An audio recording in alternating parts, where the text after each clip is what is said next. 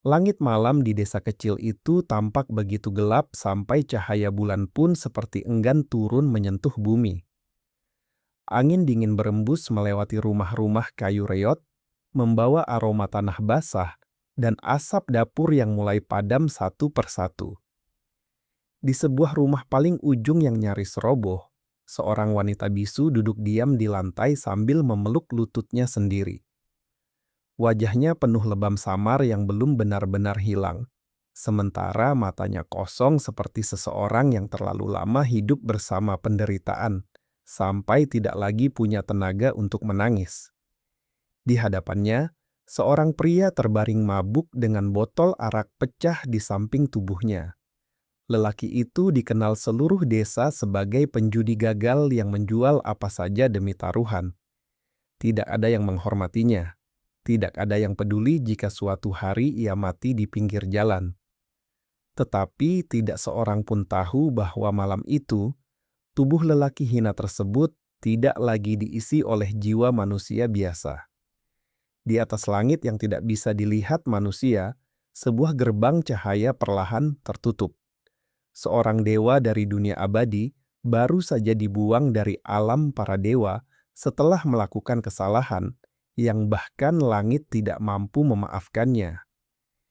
Ia adalah makhluk yang telah hidup ribuan tahun, menyaksikan kerajaan lahir dan runtuh, menyaksikan manusia saling mencintai lalu saling membunuh demi cinta yang sama. Namun selama hidup abadinya, ia tidak pernah benar-benar memahami manusia. Baginya, manusia hanyalah makhluk rapuh yang terlalu dikuasai emosi. Sampai akhirnya ia dihukum. Sebagai penebusan dosa, ia dipaksa turun ke dunia fana dan hidup di tubuh manusia paling menyedihkan yang bisa ditemukan takdir. Tidak ada kekuatan penuh, tidak ada pelayan surgawi, tidak ada penghormatan. Hanya tubuh seorang penjudi miskin yang dibenci seluruh desa, bersama seorang istri bisu yang setiap hari hidup dalam ketakutan.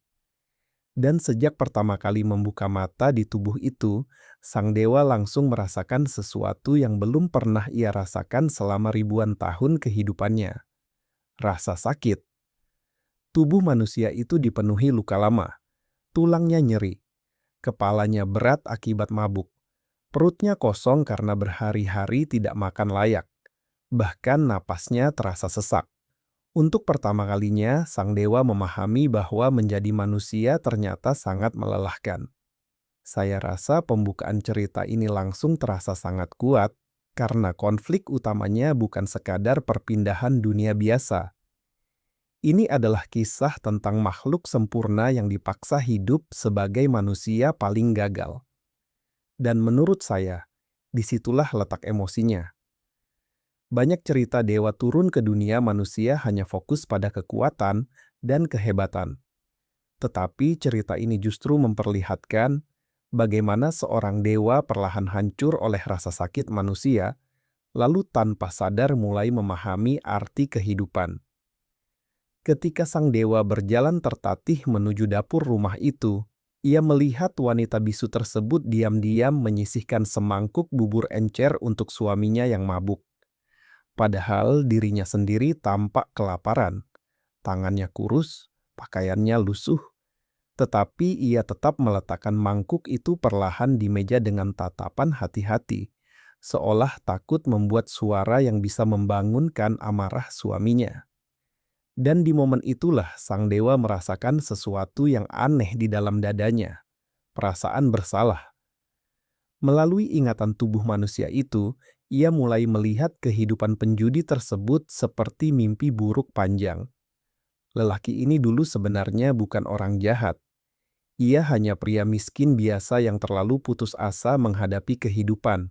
Hutang menumpuk, panen gagal. Ayahnya sakit keras hingga meninggal tanpa pengobatan layak. Lalu perjudian datang seperti pelarian singkat dari rasa gagal. Awalnya hanya mencoba keberuntungan, kemudian perlahan berubah menjadi kecanduan yang menghancurkan segalanya. Ia mulai menjual barang rumah, memukul istrinya saat kalah, menggadaikan cincin pernikahan mereka, Bahkan pernah hampir menjual rumah kecil itu demi membayar hutang bandar judi. Dan yang paling menyakitkan, istrinya yang bisu tidak pernah benar-benar meninggalkannya. Saya pribadi merasa bagian ini sangat manusiawi, karena kejatuhan seseorang seringkali tidak terjadi dalam satu malam. Banyak manusia berubah buruk sedikit demi sedikit akibat rasa putus asa yang dibiarkan membusuk terlalu lama. Dan cerita ini tidak membuat penjudi tersebut menjadi tokoh jahat sepenuhnya, melainkan manusia rusak yang tenggelam dalam kelemahannya sendiri. Sang dewa awalnya menganggap semua itu bodoh. Dalam pikirannya, manusia terlalu lemah mengendalikan diri.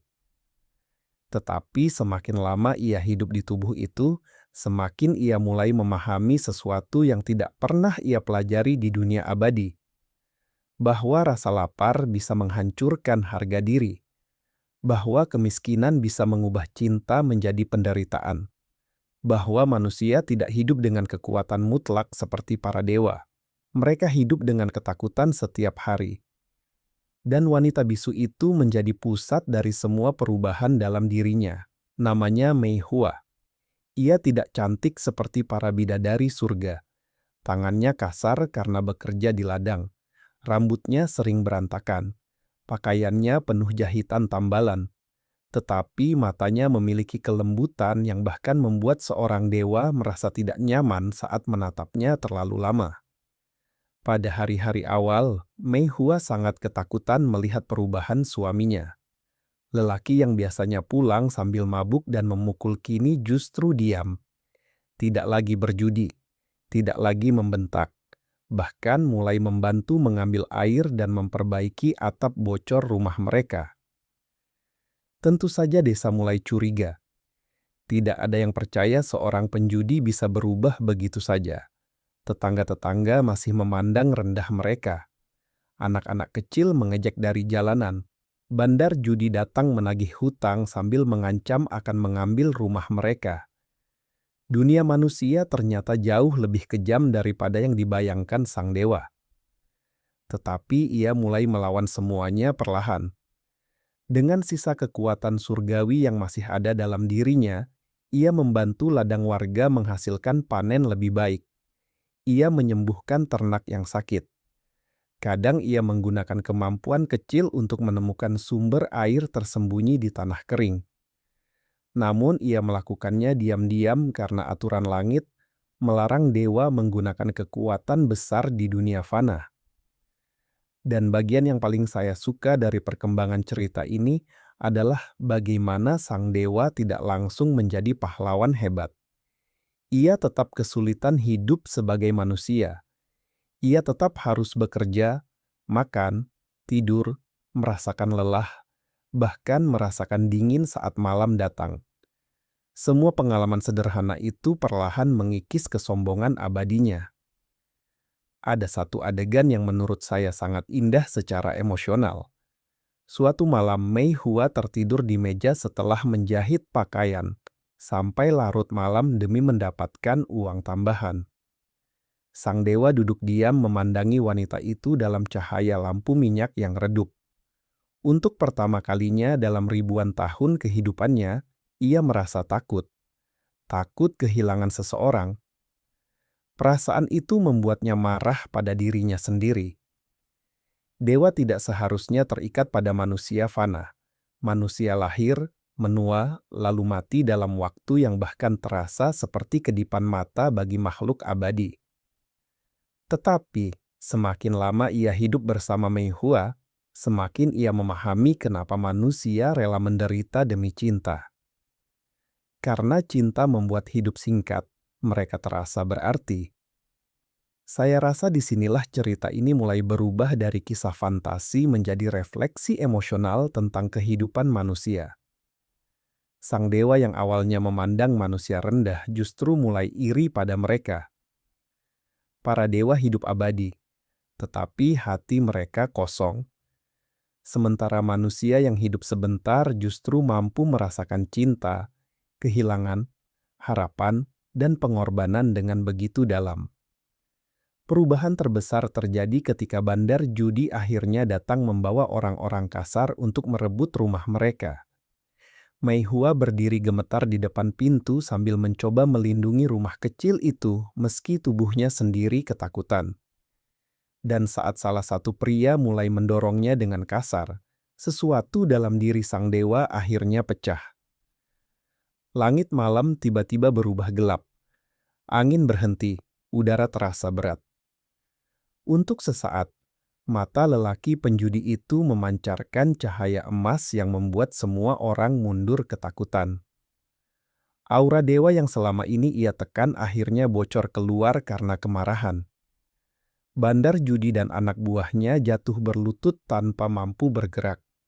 Mereka tidak mengerti kenapa tubuh mereka gemetar seperti sedang menghadapi kematian itu sendiri. Namun yang paling mengejutkan sang dewa bukan ketakutan orang-orang tersebut, melainkan tangan kecil Mei Hua yang perlahan menggenggam lengannya. Wanita bisu itu tidak takut padanya, tidak lari, tidak gemetar. Ia hanya menatapnya dengan mata penuh kesedihan, seolah berkata bahwa kemarahan tidak akan membawa kedamaian. Dan untuk pertama kalinya, seorang dewa memilih menahan kekuatannya demi seorang manusia. Sejak hari itu, hubungan mereka berubah perlahan menjadi sesuatu yang jauh lebih dalam. Mereka masih hidup miskin, masih bekerja keras setiap hari, tetapi rumah kecil itu perlahan mulai terasa hangat. Sang dewa belajar memasak meski sering gagal. Mei Hua diam-diam tertawa kecil melihatnya kebingungan menghadapi kehidupan sederhana manusia. Mereka mulai makan bersama, bekerja bersama, memperbaiki rumah bersama. Hal-hal kecil yang dulu dianggap tidak berarti oleh sang dewa kini justru terasa lebih berharga daripada istana surgawi. Tetapi cerita ini tidak berhenti pada kebahagiaan sederhana. Langit tidak pernah benar-benar melepaskan seorang dewa yang melanggar aturan. Para dewa lain mulai mengetahui bahwa ia terlalu terikat dengan kehidupan manusia. Mereka menganggap itu penghinaan bagi dunia abadi, dan hukuman baru pun datang. Sang dewa diberi pilihan paling kejam, kembali ke dunia abadi dan melupakan seluruh kehidupan manusianya, atau tetap tinggal di bumi namun kehilangan seluruh kekuatan serta keabadiannya. Saya rasa inilah inti terbesar cerita ini sebenarnya. Karena pada akhirnya, semua kekuatan, keabadian, dan kemuliaan surgawi ternyata kalah oleh sesuatu yang sangat sederhana. Keinginan untuk hidup bersama orang yang dicintai. Di malam terakhir sebelum keputusan diambil, sang dewa duduk di luar rumah memandangi langit yang dulu menjadi tempat tinggalnya. Untuk pertama kalinya, langit terasa begitu jauh dan dingin. Sementara dari dalam rumah kecil itu, cahaya lampu minyak dan bayangan Mei Hua justru terasa seperti rumah yang sesungguhnya. Dan akhirnya ia memilih menjadi manusia. Bukan karena ia membenci dunia abadi, tetapi karena ia akhirnya memahami sesuatu yang tidak pernah diajarkan para dewa, bahwa hidup tidak menjadi indah karena berlangsung selamanya. Hidup menjadi indah karena ada seseorang yang membuat kita rela menjalaninya, sesingkat apapun itu. Di akhir cerita, sang mantan dewa benar-benar kehilangan kekuatan surgawinya. Rambutnya mulai memutih seiring waktu. Tubuhnya menua perlahan, seperti manusia biasa. Tetapi wajahnya justru terlihat lebih damai dibanding saat menjadi dewa abadi. Ia hidup sederhana bersama Mei Hua, bekerja di ladang, membantu warga desa, dan menjalani hari-hari biasa yang dulu dianggap hina olehnya. Ada satu suasana penutup yang sangat membekas menurut saya. Sang mantan dewa duduk di depan rumah saat matahari senja turun perlahan. Mei Hua berada di sampingnya sambil menyandarkan kepala di bahunya. Tidak ada istana emas, tidak ada kekuatan langit, hanya dua manusia yang duduk bersama dalam keheningan sederhana. Tetapi justru kesederhanaan itulah yang terasa begitu indah. Kalau saya melihat lebih dalam, cerita ini sebenarnya bukan tentang dewa yang turun ke dunia manusia. Ini adalah cerita tentang seseorang yang terlalu lama hidup tanpa hati, lalu perlahan belajar menjadi manusia melalui penderitaan dan cinta. Saya juga merasa kisah ini sangat relevan dengan kehidupan nyata. Banyak orang mengejar kekuasaan, status, uang, bahkan kesempurnaan hidup, tetapi lupa bagaimana menikmati hal-hal kecil yang sebenarnya membuat manusia bahagia. Sang dewa memiliki segalanya di dunia abadi, tetapi baru memahami arti hidup setelah tinggal di rumah reot bersama wanita bisu yang miskin. Meihua sendiri menurut saya adalah simbol cinta paling tulus. Ia tidak memiliki kata-kata untuk berbicara, tetapi justru menjadi karakter yang paling mengerti hati manusia. Dalam kehidupan nyata pun sering begitu. Orang yang paling tulus mencintai kita kadang bukan yang paling pandai bicara, melainkan yang tetap bertahan di sisi kita saat hidup sedang paling buruk. Cerita ini juga menggambarkan bahwa penebusan dosa bukan tentang hukuman besar atau penderitaan dramatis. Penebusan terkadang sesederhana belajar memperlakukan orang lain dengan lembut setelah sebelumnya hidup dengan ego dan kesombongan. Dan mungkin itulah alasan kenapa kisah ini terasa sangat emosional bagi saya.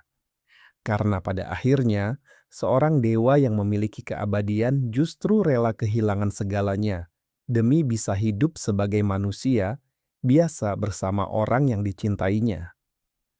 Sebab setelah memahami cinta, bahkan surga pun tidak lagi terasa lebih indah daripada rumah kecil yang dipenuhi kehangatan dan ketulusan.